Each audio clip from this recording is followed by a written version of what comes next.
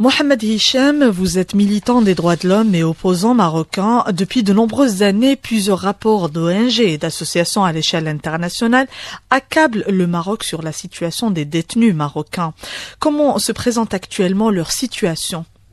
Les prisonniers politiques marocains et leurs familles sont dans un état déplorable. Le régime se venge d'eux et les tue lentement. Tous les rapports internationaux sur les droits de l'homme font état de torture et de mauvais traitements. Il convient de mentionner que j'ai personnellement évoqué la question des prisonniers politiques marocains et sahraouis devant le comité de décolonisation des Nations Unies. Car nous avons soumis des rapports au Haut Commissariat des droits de l'homme à ce sujet. Cette affaire qui a provoqué la colère de l'ambassadeur, je me souviens, du Maroc auprès des Nations Unies. Encore une fois, la situation des prisonniers marocains est inhumaine, comme si le cas pour leurs familles qui sont obligées de parcourir de longues distances pour rendre visite à leurs proches. Et cela considéré comme un type de torture psychologique pratiquée par le régime marocain. Il y a aussi autre chose qu'on ne peut pas l'expliquer en a short time.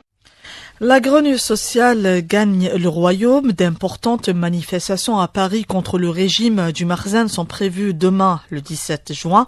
Qu'est-ce qui motive cette mobilisation ?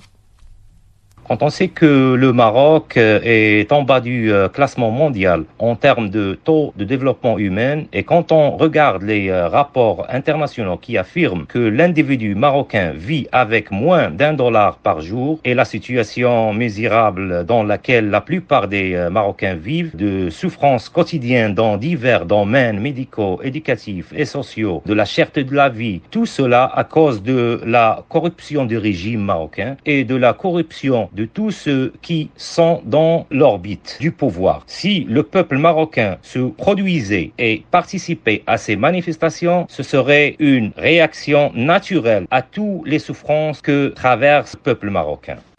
Depuis la normalisation avec l'entité sioniste, des voix s'élèvent pour dénoncer cette décision. Cette normalisation a-t-elle accentué les tensions entre les Marocains et le Marzane ? Certes, la normalisation avec l'entité zioniste joue un rôle majeur dans ce qui se passe au Maroc. Bien sûr, la plupart des Marocains rejettent cette normalisation. La plupart des projets de petite et moyenne taille sont éliminés afin de les compenser avec des entreprises israéliennes. De plus, les conflits auxquels l'entité zioniste envisage d'intégrer le Maroc en tant que partie provoquant un véritable désastre pour l'ensemble du peuple marocain, sinon si ce peuple ne se réveille pas de son sommeil.